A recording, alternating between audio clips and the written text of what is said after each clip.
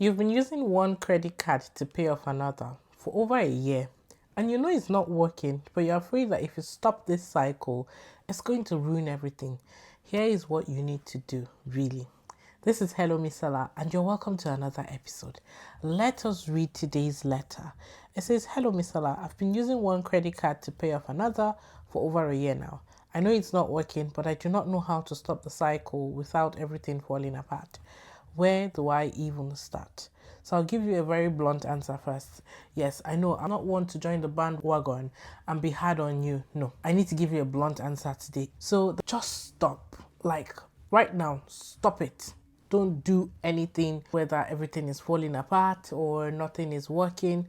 Just stop. And really, that's the simple answer you need. You need to stop getting more credit cards, and we now need to find a way for you to start making more money or to start managing what you already have, because it could be two reasons. But anyways, the first thing you need to do is figure out the root cause. Why are you in this cycle? Is it because you're not making enough and then you're dependent on credit to survive, or because you're making enough but you just don't know how to manage your money well?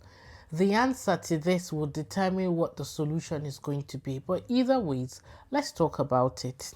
Now, before we go on to the practical steps and we start talking exactly what you need to do and all of that, let us look at the kingdom perspective. Here's what you're going to realize, or you might have come to that realization at this point, and it's that it's not working. Trying to do this on your own is not working. Your finances, your financial lifestyle, anything that's got to do with money, it's not working out right now because you're doing it on your own. So it's time to accept that and come to the end of yourself and just say, God, help me. Really, Lord, because I have tried to do this on my own and it's just looking like a disaster. I'm just going round and round in circles, but my debt is not reducing. So I've come to the end of myself. I surrender it all to you. Help me. Now, somebody might be watching this and be like, oh, you've come again. Why do people have to disturb God for everything? No, that's not the mindset we're adopting here, and that's not how we do it here. So let me use this opportunity to tell you, if you're asking that question, that we should be very intentional about our relationship with God. He should not be the God of the good times or be the God of challenges. He should be the God that is consistent and always in your life, even in the good and in the bad times. When things are challenging, I surrender it all to you. Help me, but you're still God. I come before you, help me. In the good times, thank you. Like, I enter your gates with thanksgiving. Where I am right now, I acknowledge that it is you. So either ways, he is your God. Just be consistent. And that is why I'm saying take it to him. Because when you build a relationship, an intentional one with God, trying to understand or get instructions or directions before you take any action, it becomes normal to you. It becomes something you do. Should I take out this credit card? Like just the simple things like, Holy Spirit, what are we doing? You know, it's trying to get direction from someone who has your manual. Is this what I should be doing? And if this is what I should be doing, how do I do it? How do I go about it? Because the reality is, yes, I'm going to give you a solution of how to start paying off your credit cards and, you know, making more money and managing your money. Is either one of those three or all of those three, but depending on the other. But your own personal circumstance, you would have to factor all of that in. And it's having that intentional relationship with God that would really help you be clear and have that discerning spirit to be able to discern, this is something I should be doing or this is something I shouldn't be doing. And so back to you who sent in this letter, let me just tell you plainly, you're striving. You're doing a lot, and you have to come into that rest and hide under the shadow of his wings so that he can direct you. And when you understand that you're coming into his rest, you will approach your challenges from a very different perspective. There is a passage in the Bible that says he will keep him in perfect peace, whose mind is stayed on him because he trusts in him. I'm asking you, do you trust that God is capable of getting you out of this mess that you're currently in? And if you do, then just surrender to him and just find rest and find peace. Right, so let's move on to the practical steps. Let's talk about it.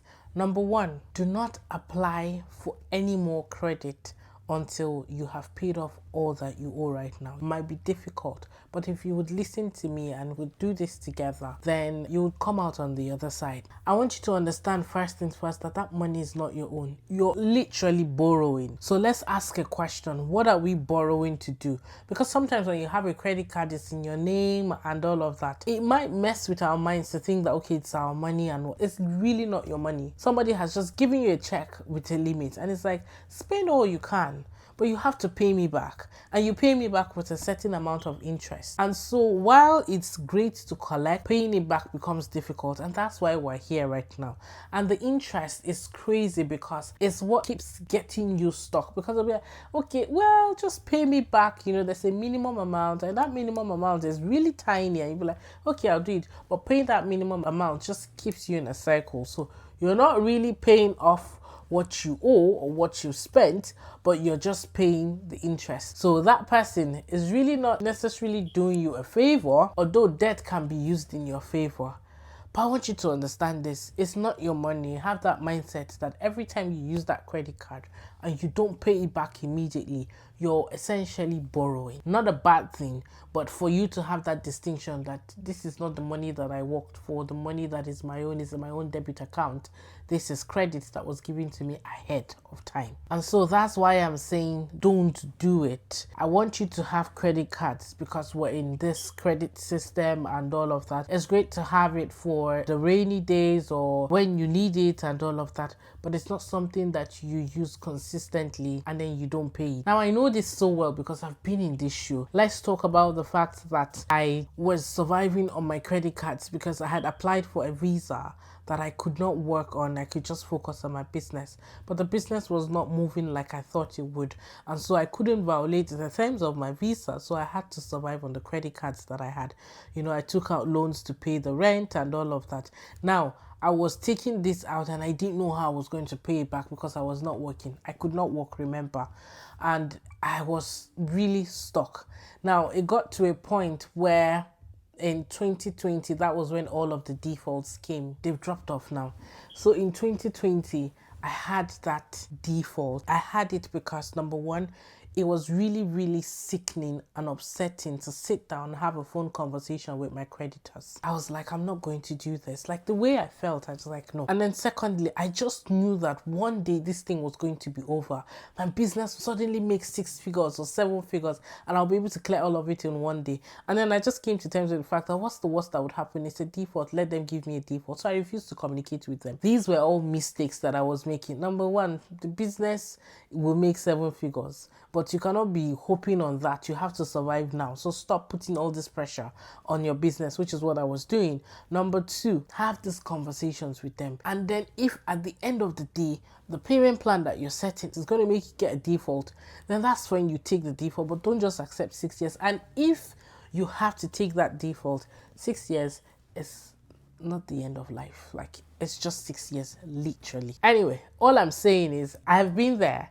I understand it. So when I'm telling you, don't take out any more credit until you've fixed it and paid off what you already owe, then you understand that I've been there and I understand what I'm telling you, because honestly, it just feels like a rabbit hole that just keeps getting deeper and deeper because there is a rabbit down that's just digging the hole, and you can't see it. So you're just dipping money inside and then you're never seeing the end. So step one, don't do it. Don't take out more credit. Step two, now that we've made that decision that, listen, no more credit, it's time to manage your money well and change your lifestyle. I'm not saying that you're living above your means, although it's possible that that could be the root cause as to why we're in this challenge right now. What I'm saying is that your money management strategy that you're using now is not working, which is why you find yourself having to go and get more credit. So are you working? First things first. If you're not working, it's time to find a job or start freelancing or start something that will help you put food on the table and get some sort of stability. Or getting a job, right? Not necessarily because you're trying to, build a career or something. No, the goal here is stability. You need stable income coming in. Now, once you have stable income coming in, then we can now say, okay, let's work on what's coming in. Is it 2,000 that is coming in? What are my expenses? So this is my income. These are my expenses. How much do I have left at the end of the month? Now, if you don't have anything left at the end of the month, Two things. You need to change your money story, which we'll still talk about. But also, before you change your money story, because that in itself is a process, you need to go back and change your lifestyle.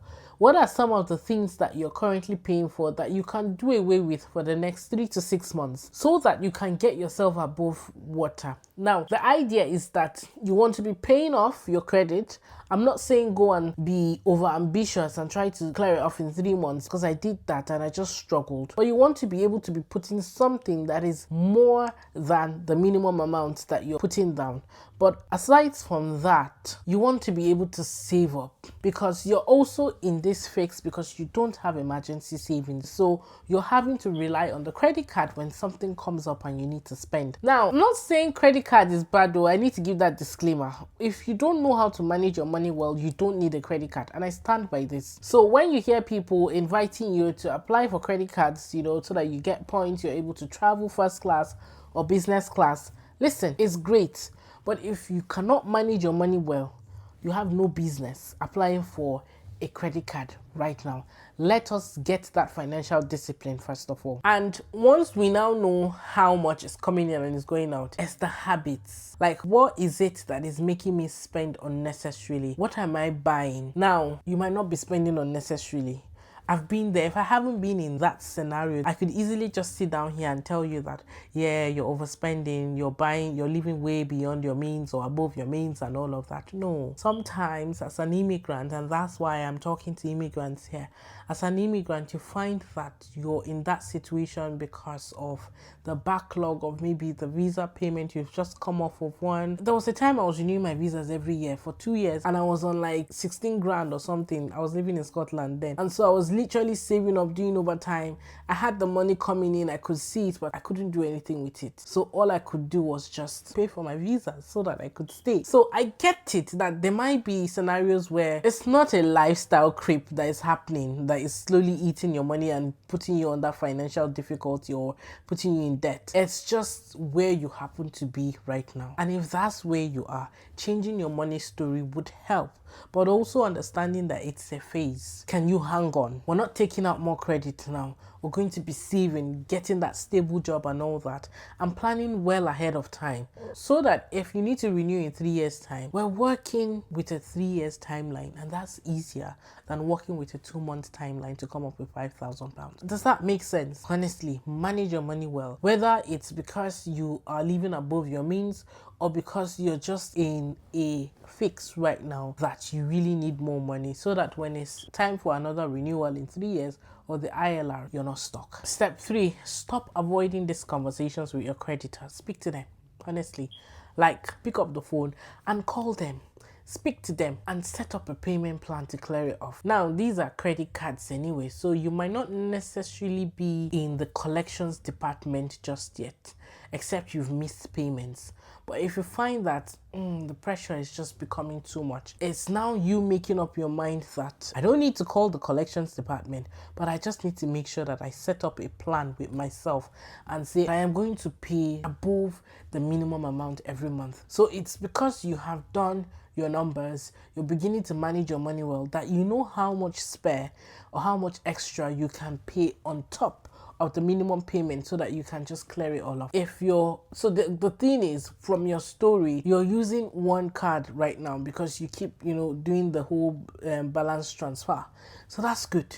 So you're just paying off one right now. Pay the minimum amount, put something on top, and just clear that off before you get another card. Honestly. Step 4, cut that card in 2. Yes, step 1 was don't apply for anymore, but this time around you're going to cut this card so that you can't use it again. Delete the numbers from it. It's not just cutting the physical card. Anywhere you've saved the number for your online shopping and all of that, delete it and forget about it. Why? I want you to avoid getting a default. Yes, I gave you my story. I had to get a default because those were loans and I couldn't pay the credit cards back. But you're not in that scenario. You're not in that situation. And even if you are, if I can come out of it, then you can come out of it. It just feels like 1 step forward, 2 steps back. So you don't want to spend the money on that credit card anymore until you've paid it all off, or you've gotten it to a level that is well above half of the limit. So cut it in 2. You're not spending it again. You're only spending the money that you earn, the money that is coming in. You're not surviving on credit. And if the reason why you're surviving on credit is because you do not have a job, this is the sign that you need to get anything. Don't try to look for that high paid job and all of that. Try to get stability. That is step one of changing your money story. So just get some sort of stable income, because what you're looking for is how you can pay your bills consistently, put a roof over your head consistently, and put food on the table consistently. If you've got kids, keep the house warm and feed them consistently. That's all you're looking for right now. We're not talking luxuries. Luxuries will come. But for now, this is the first step.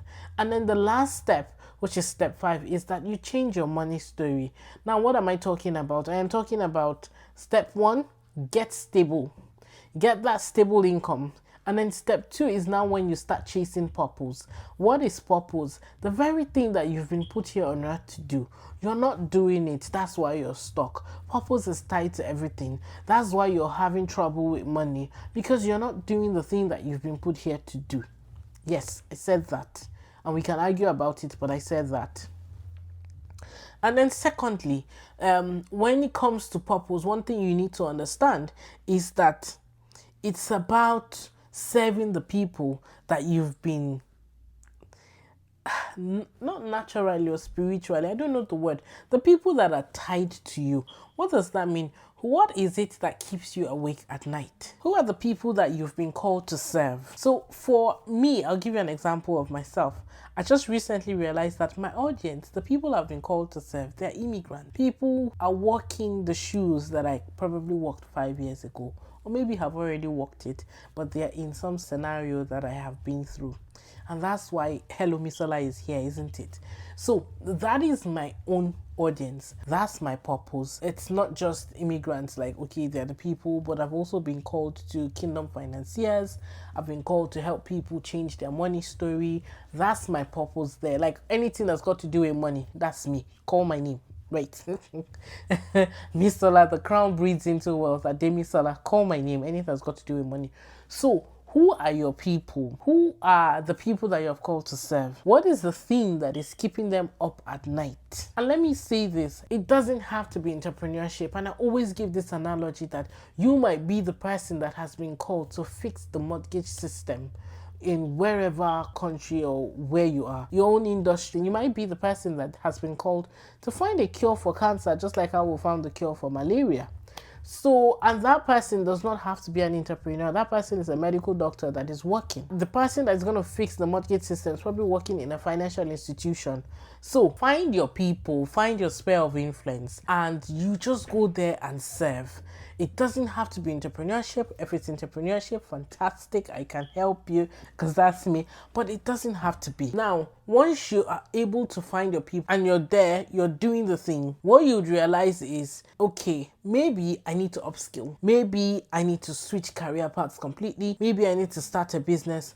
All of these things that I'm calling, they require finances. That's why you need a stable income to manage your money well and do all those things. Now, once you have all of that, you've decided that this is what you're going to do. There is the law of process that you're not just going to start chasing purpose today and money comes tomorrow. It probably happens for some people because you never say never. Nothing is impossible with God. However, the real thing is, in the grand scheme of things, it doesn't happen that way. There is that process, and that's why you need the stable income. But let me tell you something, have this at the back of your mind. There is nobody who is chasing purpose and consistently giving value to people that does not end up changing their money story. No. Once you're in the center of purpose, once you're doing the very thing that you've been put on this earth to do, money has no option but to chase after you. It's not optional. It's a compulsory must-have. So change your money story. If that's all you get from this video today, then please take it on and run with it. Now here's the reset that I want to leave you with today. Take all of this in and don't forget to change your spiritual lifestyle alongside. Like, talk to God. Let the Holy Spirit direct you going forward and build your level of discernment so that you know when they're like, no, don't do this. This is just your flesh speaking. But also change your financial lifestyle. The two of them are not separate. And then you're going to need to change your money story, just like what I've said, and get yourself out of this rabbit hole, because it's just going to be a constant, unending circle. I believe in you. I know you can do this, and I'm rooting for you.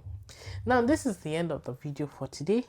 If you have a challenge, you have a problem, and you're like, okay, let's talk about it on the next video, the next one, send me your letter. All you need to do is click the link in the description or send me a DM or wherever you're watching this, and just let me know what the problem is. As long as it relates to you settling in a country, trying to change your money story, and trying to settle down, whatever challenge it is that you're going through, I'll try my best to answer it, because I think I've lived too many worlds in this diaspora that I'm living in, and we would answer it on a call. Best believe I read every single one of them. But if you're not subscribed, I'd love for you to subscribe to Hello Misola. Please, please, please. I am building a community here, and I'd love for you to be a part of this community and like this video so that the algorithm can do what it loves to do best. And share this video with somebody. Honestly, somebody's like, okay, you're my buddy. Listen, let's watch this video together so that we don't change our financial lifestyle and we don't fall into this. So if we're both in this together, let's come out of this quickly. Let's watch this video, share it with a friend. But other than that, I will see you in the next video. Take care. Bye.